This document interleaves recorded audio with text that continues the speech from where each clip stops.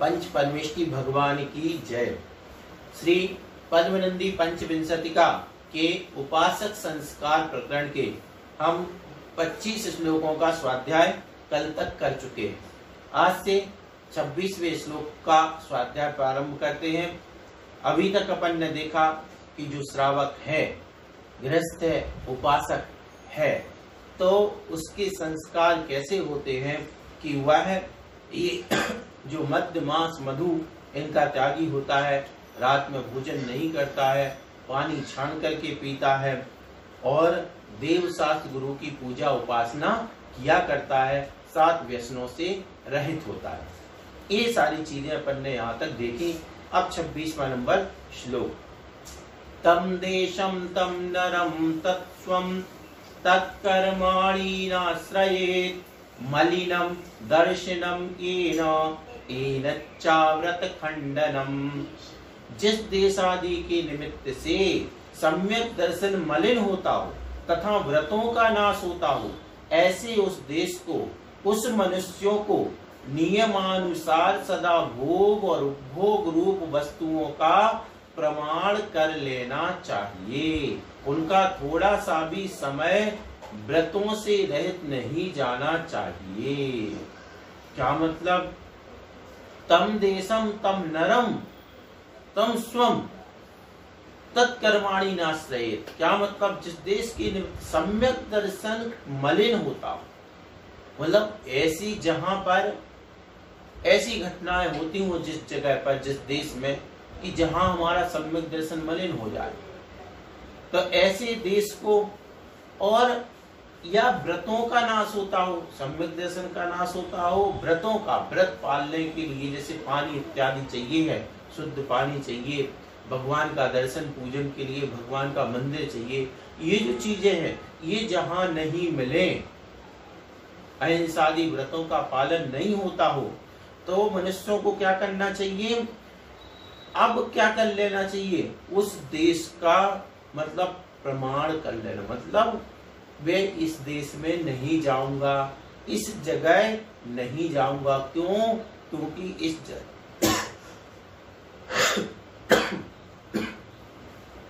ऐसी जगह जाने से मेरा व्रत खंडित हो जाएगा, मेरा सम्यक दर्शन मलिन हो जाएगा, तो मैं ऐसे स्थान का प्रमाण करता हूं, ऐसी जगह नहीं जाऊंगा।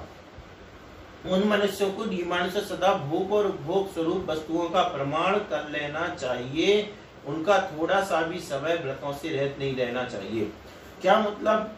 अब जो भोग और उपभोग की वस्तुएं हैं उनका भी प्रमाण कर लेना चाहिए। ऐसे जो मनुष्य हैं जो व्रत चाहते हैं, सम्यक दर्शन की सुरक्षा चाहते हैं, उन्हें भोग और उपभोग की चीजों का परिमाण कर लेना चाहिए। कहना क्या चाह रहे? कहना ये चाह रहे हैं सम्यक दर्शन सुरक्षित रहना चाहिए और व्रत सुरक्षित रहना चाहिए। पहले श्लोक में हमने क्या देखा इससे पहले कि वह जो है गृहस्थ व्रती बन गया, एक देश व्रती, पंच उदंबर फलों का त्याग कर दिया और मद्य मांस मधु का त्याग कर दिया।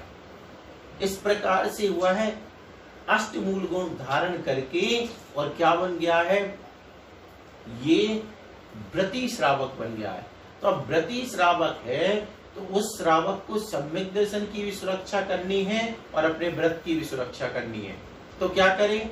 जहां पर मान के चलो कोई देश ऐसा है, स्थान ऐसा है जहां पे मिथ्या दृष्टि ही रहते हैं, सच्चे देव शास्त्र गुरु की कोई उपासना नाम की चीज नहीं है, उन सब के बीच में फंस जाएंगे तो क्या होगा?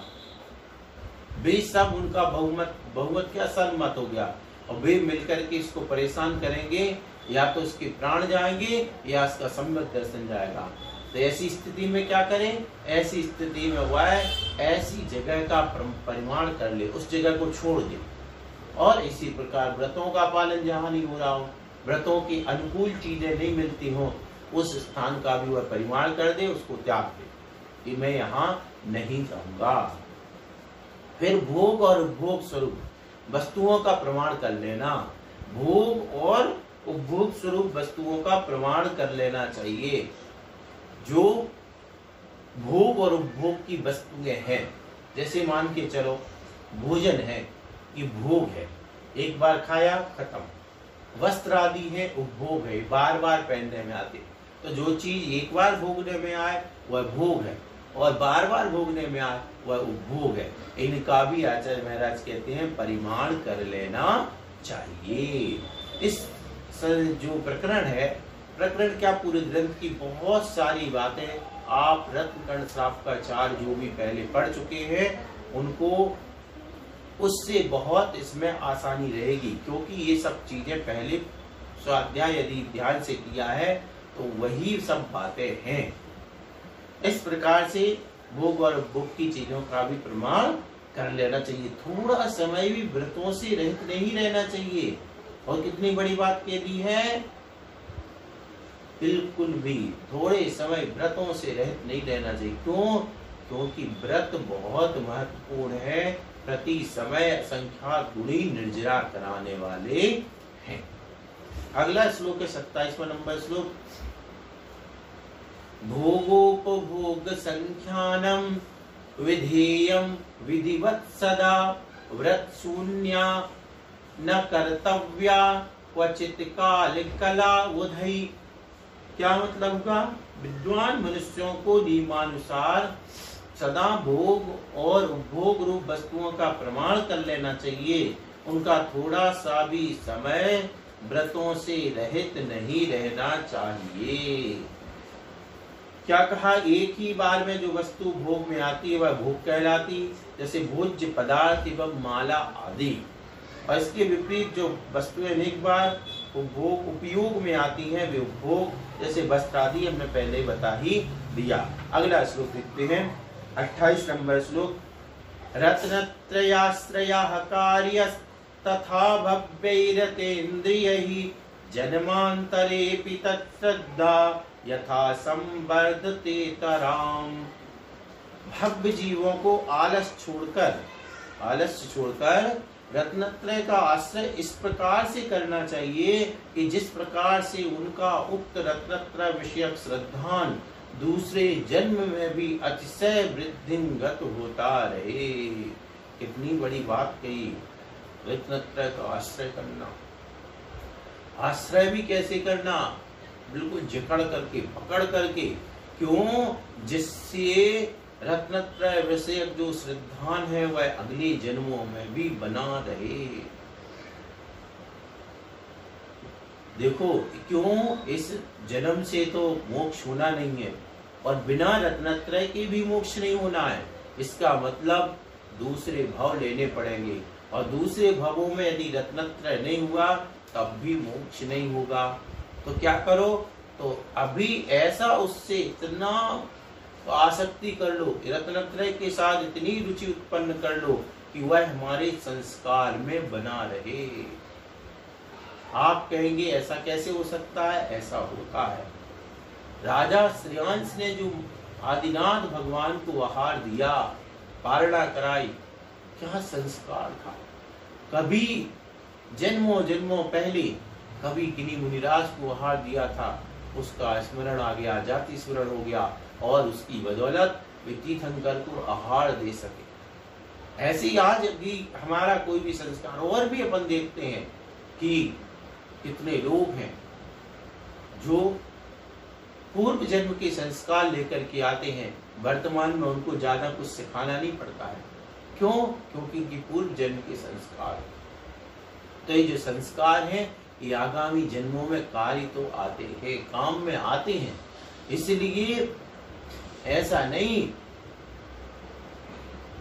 कि न रत्नत्रय धारण करें न रत्नत्रय धारियों के प्रति श्रद्धा रखें। ऐसा रहा तो ध्यान रखना, ऐसा संस्कार बैठेगा, ऐसा संस्कार बैठेगा कि सामने समोसरण भी होगा, फिर भी उसके रत्नत्रय लेने के भाव नहीं आएंगे।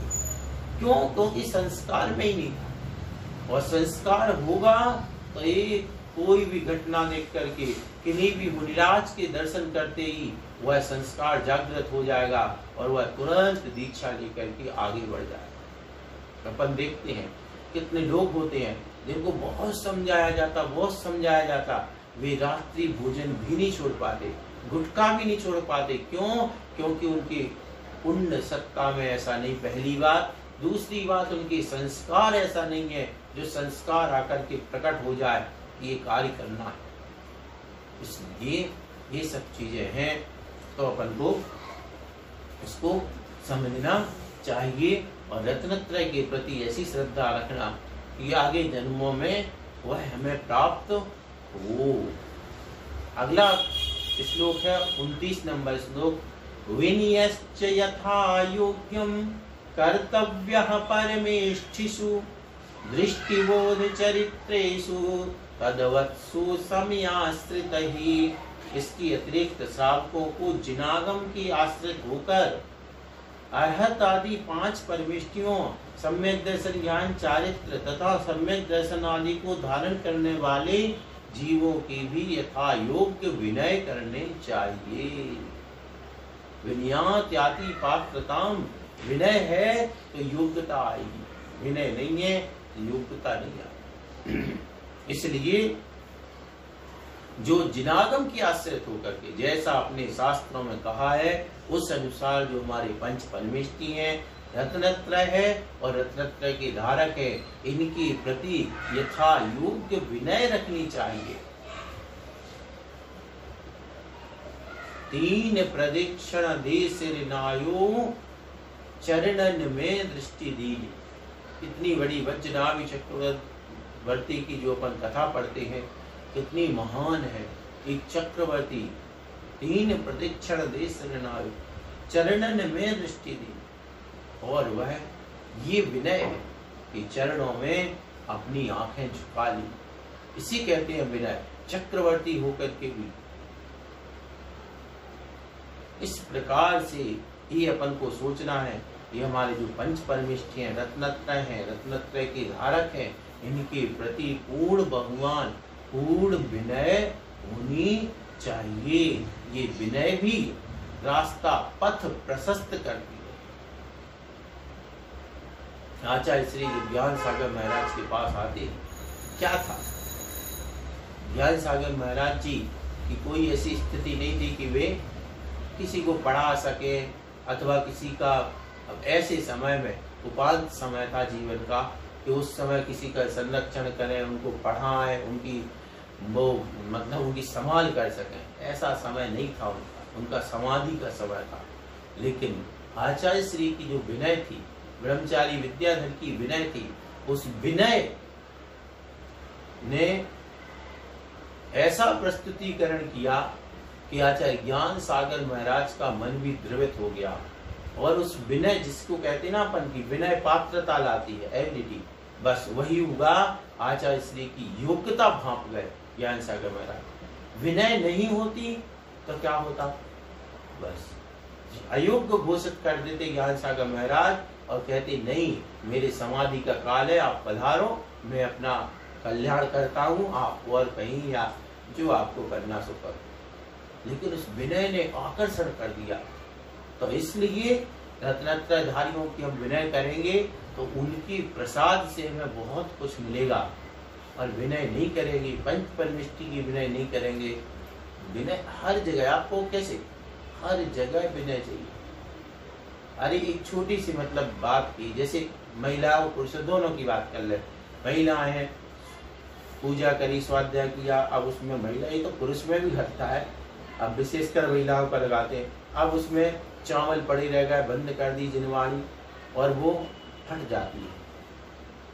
अब ये क्या अभिनय है, ये अभिनय है। भगवान सामने है और वहीं पर घर गृहस्थी की चर्चा कर रहे हैं, ये क्या है, अभिनय है। पुरुषों में कैसे अभिनय होती, किया तो अभिषेक किया, हर हर गंगे करके और भाग गए। अरे ऐसे थोड़ी है। अब वो जो भगवान की मूर्ति पर जो जल है उसको कौन साफ करेगा, कौन पहुंचेगा?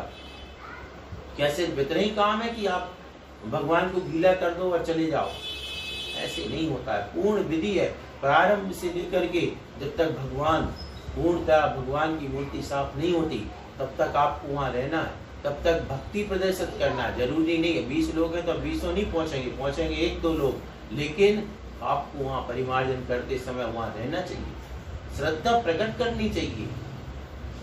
तब जाकर के पूर्ण विनय होती है। उठाने में भगवान को गर्दन पकड़ कर उठा के ऐसे रख देते हैं। कई बार इन सब चीजों में हमें सीखना चाहिए कि हम विनय, बहुत तरीके विनय बहुत है। शास्त्रों में, बड़े बड़े शास्त्रों में आचार्य कुंद जैसे भगवान ने लिखा कि गुरु का अनुगमन करना। अब अनुगमन कैसे होता? पीछे चलना। आज क्या होता है? आज तो बिल्कुल महाराज के साथ ही चलना है, कुछ ना देखते ना। ये सब अभिनय जो चीज है, जहाँ जहाँ भी बहुत सारी है, इस पे करो तो अभिनय को लेकर के कई प्रवचन हो सकते हैं, लेकिन बात प्रवचन की नहीं है, हमें समझने की है कि विनय कैसे हो। हर स्थान पर, हर जगह इन सब के प्रति, पंच परमिष्टि के प्रति विनय भाव होना चाहिए। एक श्लोक और देखते हैं। दर्शन ज्ञान चारित्र तपः प्रभृति सिद्ध्यति विनयेनेति तम तेन मोक्षद्वारं प्रचक्षते। उस विनय के द्वारा चूंकि सम्यक दर्शन, सम्यक ज्ञान, सम्यक चारित्र और तप आदि की सिद्धि होती है, अतः उसे मोक्ष का द्वार कहा जाता है। इतनी बड़ी वीडियो मुख द्वारो, विनय को मोक्ष का द्वार कहा जाता है। क्यों कहा जाता है? क्योंकि इस विनय से ही सम्यक दर्शन, ज्ञान, चारित्र की सिद्धि होती है, तप की सिद्धि होती है। विनय नहीं तो अहंकार के साथ इनका पालन नहीं हो सकता है, इसलिए उसे मोक्ष का द्वार कहा जाता है। देखो आप, सैद्धांतिक रूप से ये कहा गया, दर्शन, ज्ञान, चारित्रोपचार, उपचार, और उसमें तप में भी जब जाओ तो 12 तपों में भी विनय, विनय तप, कितनी बड़ी बात है।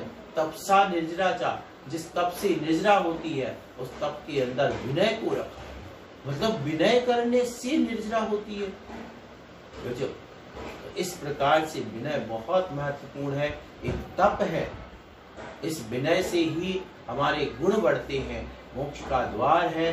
ये सब समझ करके इन सब की जो हमारे परमेष्टि हैं, आराध्य हैं, उनकी यथायोग्य विनय करना चाहिए। आज इतना ही। सभी को जय जिनेन्द्र।